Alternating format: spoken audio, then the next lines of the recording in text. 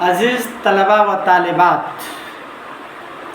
آج کے درس کا موضوع ہے ناول مکان کا موضوع کیا ہے اور اس ناول کا فن، کردار، زبان و بیان اور اسلوب کس طرح کے ہیں۔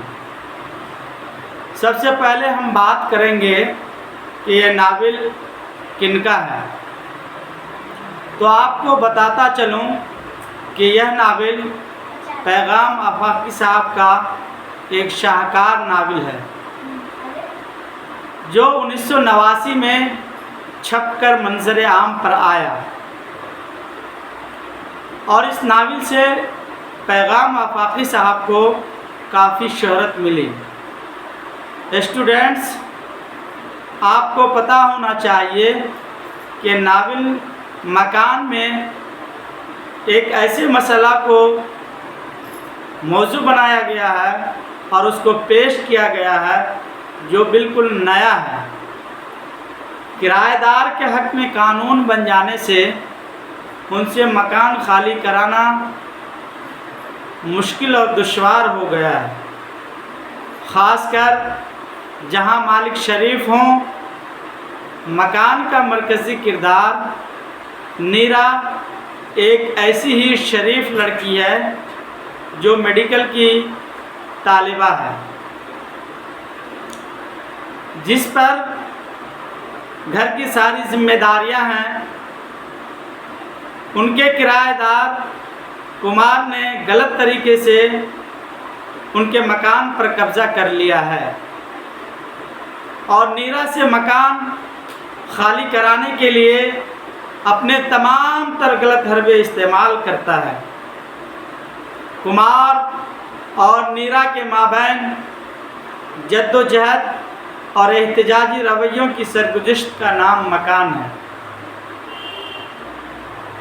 عزیز طلباء و طالبات، میں آپ کو یہاں پر ایک اہم نقطہ کی طرف اشارہ کرتا چلوں کہ ناول نگار نے ہمارے سماج کے اس مکروہ چہرہ سے پردہ اٹھایا ہے جہاں بدعنوانی اور رشوت ستانی عام بات ہے، جہاں کمار جیسے لوگ اپنی طاقت پر اتراتے ہیں اور پیسے سے اعلیٰ سرکاری افسروں کو خرید کر نیرا جیسی شریف، کمزور اور بے سہارا لڑکی پر جھوٹا مقدمہ دائر کرتے ہیں تاکہ وہ مجبوراً ڈر کر مکان کرایہ دار کے نام کر دے۔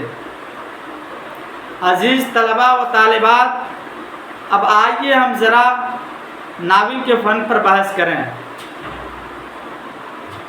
ناول مکان کے فنی تناظر میں جب ہم مطالعہ کرتے ہیں تو پتہ یہ چلتا ہے کہ نیرا، جو اس ناول کا مرکزی کردار ہے، اپنے جد و جہد میں ایقان، صداقت اور موت سے بے خوف ہو کر استقامت کے ذریعہ کامیاب ہو جاتی ہے۔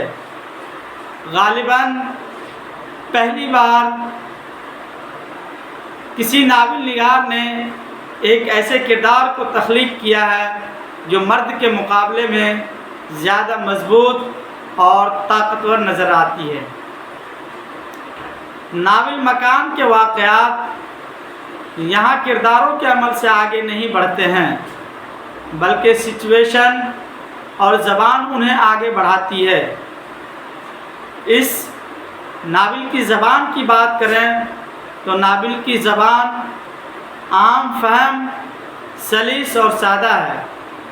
جہاں تک تکنیک کی بات ہے تو وہ سیدھی سادی ہے، مگر احتجاج اور حالات سے لڑنے کی جو جرأت مندانہ کوشش نثر میں زیریں لہروں کی طرح دوڑتی رہتی ہے، وہ اس ناول کے اسلوب کو خوبصورت بناتی ہے۔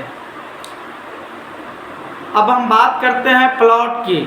تو ناول میں جو پلاٹ ہے اس میں جامعیت اور کساوٹ موجود ہے۔